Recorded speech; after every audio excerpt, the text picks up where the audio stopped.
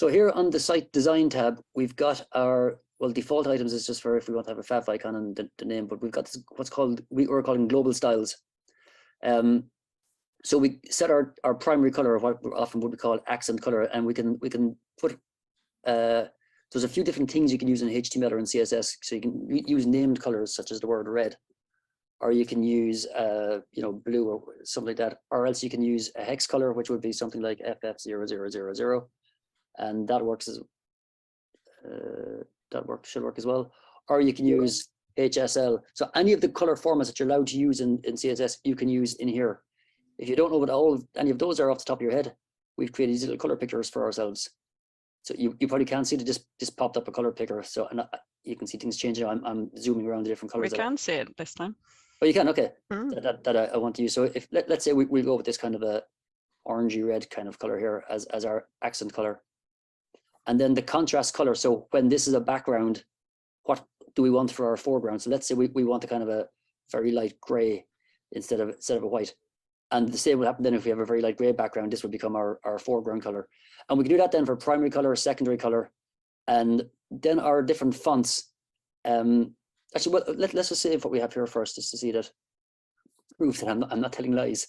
So we go to the home page of this, and now we should see Scarfog has become this kind of salmony color, and this should hold true for different parts of the website as well. So if we come down further, you can see it's also in here, and we must have overridden the footer on this page.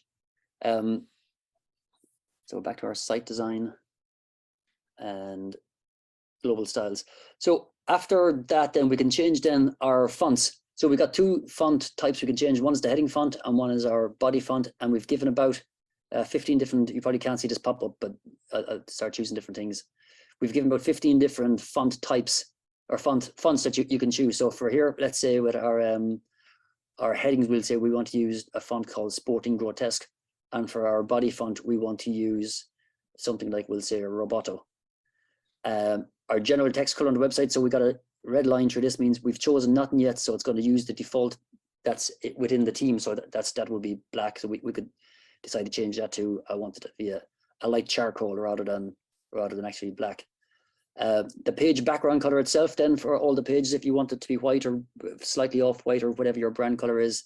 And then I won't read them all out. You can get the idea here. You can change your link colors, our base font size, our line height, spacing, and then font weight for heading fonts. So let me just save this for a second here. We'll go back and refresh this page again.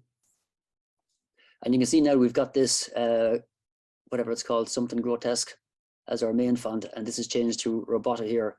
And that holds true then for all the places where we've got headings, and all the places anything that's not a heading then gets the Roboto font.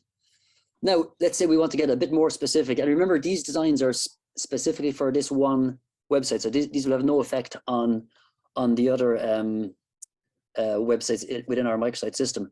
So we've got all the same options then for heading 1, heading 2, heading 3, 4, 5, and 6. So we expand any of these, and you can see the font I want to use for heading 1 is, we'll say, Arvo. But it means then that the heading font we chose here, Sporting Grotesque, will still be used on heading 2, 3, 4, 5, and 6. So this will only override heading 1 for us. And then we can change all the different properties we want. So heading 1, we might say we want it to be, Maria will kill me when I go with nice garish colors, but I like them to make sure we can see the effects. Heading font, we're going to say it's going to use the Arvo font, and it's going to be yellow for the text. And we can do the same then for heading 2, 3, 4, 5, 6. So I won't go through all those because we can imagine what they're going to be like. Then we've got a pre-header section. So that's this dark gray section here that's above the header, which we might have the search box or kind of a short menu with contact links and things like that. So we can decide how wide we want that to be, and we can have it the full width of the content, or we can have it to be contained with the content contained within the center of the screen, but the background will be the full width. So it would have a background color on it, but the content will lie in the center, or else everything remains in the center. Oh, these nice little graphics here that you can see that if you choose the first one, it will be the full width of the screen. If you choose the second one, it'll be a background color, that's the full width of the screen, but the content remains in the center. And if you choose the third one, the background color and the content remain in the center. And then we can, again, like everything else, choose what colors we want to use in in this section, what color our text is going to be and what color our links are going to be. And we can do this for a number of sections. We can do it for the pre-header, that's above the header. We can do it for the header itself. So here we've chosen constrained content and full width background. So let's say we want to be full width content and background. So at the moment you can see it only goes as far as here because it's all the same width as the content, even though the background color is full. In a moment we'll see that it'll spread out all the way out to the full width of it. We can change our logo, decide if we want to show our site name or our slogan and things like that, and change our menu styles, colors. And so it's all very simple. So we try to make it as kind of simple as we can in terms of visuals. And then let's get rid of this because I'm not sure. Actually, this is a nice one, the off canvas. We'll change this to this nice pink. And the off canvas text color then can be go with white. This will look pretty. So let's save this. We'll go to the other tabs then again in a second. This will start to look pretty ugly, I'm guessing, fairly soon. So you can see now we've got a header that goes the full width of the screen. Our H1 uses the Arvo font and it's in yellow. And if I just make this small for a second, we should have an off canvas section here. And we click on this, and that's the purple and pink that we chose there at the end. We've made this, we use the word menu here. We've actually made it a full Drupal region, so not just the menu goes into it. You can put whatever you want in here. We've put in our search block and 2 different menus in it. You can put in more things in here if you wanted as well, like you can put into any region in Drupal. We'll come back to our site design tab again. The header, the footer then is pretty much like the header in terms of the options that you've got, except we've also added in the ability to have a footer banner, because lots of councils seem to love these kind of silhouettes that go on top of the banner, top of the footer, or some other kind of large kind of hero image near the bottom of the page. So that's available. Then we've got these with 4 text blocks. Fill in as many as you want, 1, 2, 3, or 4, and that's what we'll show on the page. And they will lay out then like this section down here, 1, 2, 3. So we've got these 4 filled out here. And you can put whatever you want in here. Follow us on social media with your links, quick links, and some more links, or you can put in just some random text, or anything that goes into a text block can go in there. Footer logos, there's a lot of council microsites that have sponsors or partners, and in the bottom you've got maybe 4 or 5 logos. So we've added this field here. It's an infinite field. You can put in as many logos as you want, presumably kind of 2 or 3, but if you wanted to have 2 million for whatever reason, you could. And we would like you to leave a powered by LocalGov Drupal notice in it. But if for some reason you want to remove that, you can turn that off and it will remove. Give me just 1 second, my phone's ringing here, I'll switch it off.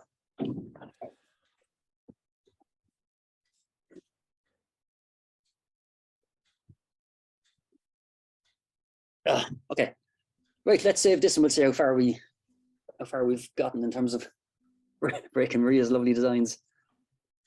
Well, there's probably not a huge amount that we've changed there. Okay, so let's pretend that we love the look of this website here now. It's absolutely perfect and couldn't be better. And we want to create a base team. So we've got a council, and the council has a defined brand guideline with specific fonts that we want to use, and specific line heights, and specific font sizes, and specific colors, and things like that. We built a Microsites theme generator. So let me make this bigger and see, can I zoom in a bit as well?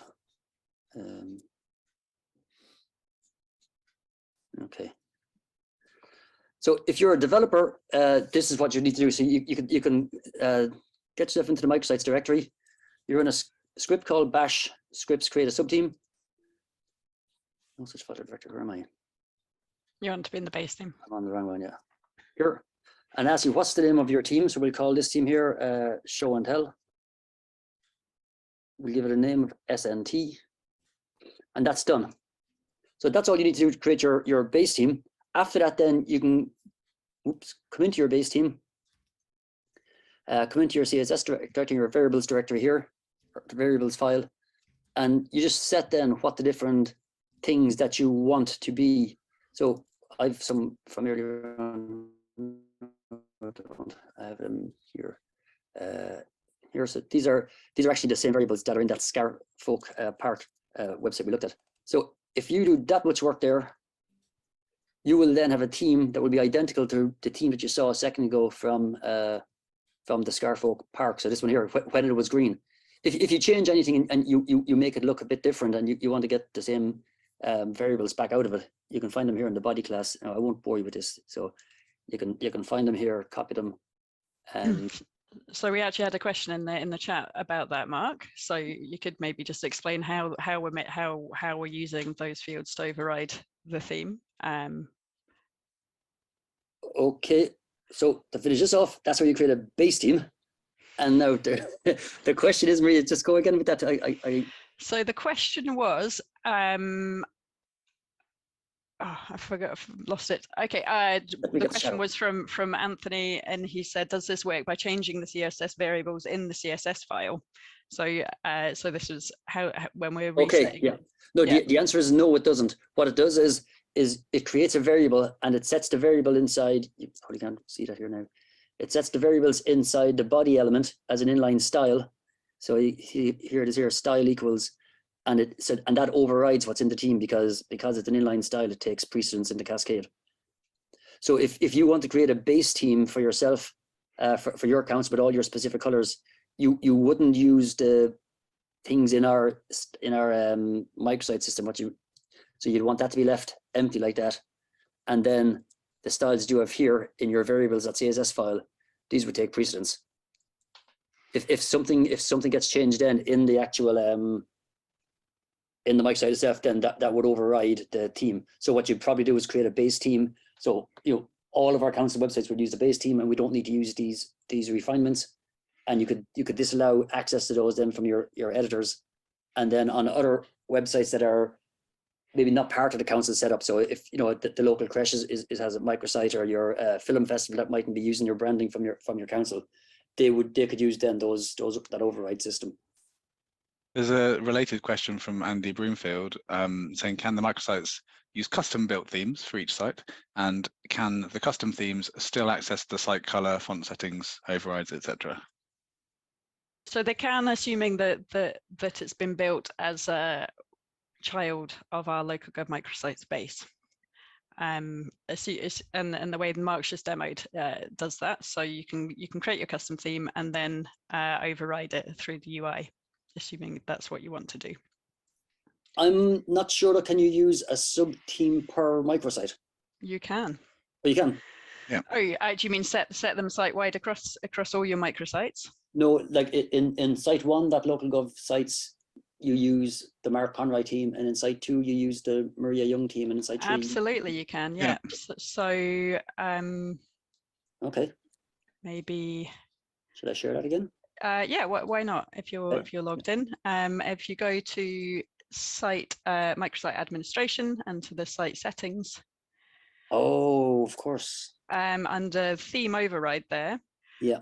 You can access any themes that have been yes. Okay. installed on the site. So yeah, it would be a developer job to get it on the site and enable it, and then it's available to all the sites. Very good. And you can also, we've given you options for the admin theme too, if you prefer Gin over Claro. I do. Oh, that's I haven't looked at this part here of it yet. Yeah. So yeah, this is possible. So you could set up all of your council styles as the sort of generic site styles for all of the microsites, and then build off that through clicking through the UI. Okay. One last feature while you're doing that, and then we'll get to all the rest of the questions, Mark, if you would share again. Yep. We can just show the little accessibility plugin that we added to make it a bit to sense check some of your color choices. Oh yes, yeah. And just while that's loading up here, someone asked about what grid system did we use. So we didn't use any. We actually invented our own grid system for LocalGov Base a year and a half ago. So we used that LGD Row it's called. So we don't use Bootstrap or any of those systems. So you want to look at this widget down here, Maria? Yeah. So if you, so this is using the Sally library. If you just go to the show settings there, Mark, and we can turn on the color contrast there, and then we'll see how bad Mark's design skills are, because we're getting errors on all of the color contrast issues that he's created. which is helpful. It also gives you interesting feedback on things like your alt text and that kind of thing. And you can turn various things on and off there. Yeah, and then when we go through any parts of the page, they all pop up. So we can see here that this yellow text is not good enough against a white background. So we need to make the yellow text darker, or we need to make the white background darker, I guess. Got a nice tick here because it's got some alt text. So it doesn't just point out our faults. And it goes through all the different items then that we've got on the page that could be problematic. The contrast of this is unknown because we've got a gradient in the background, and not enough contrast. There's a lot of contrast issues actually that you'd normally get. They're very good, I think, for if you've got designers or not designers, content editors that don't, like myself, I guess, don't know much about design and think, it looks grand to me. It's often not good enough for other users. And we built this actually as an agnostic module, so you can install this module on any Drupal website and it will work identical to how it works here.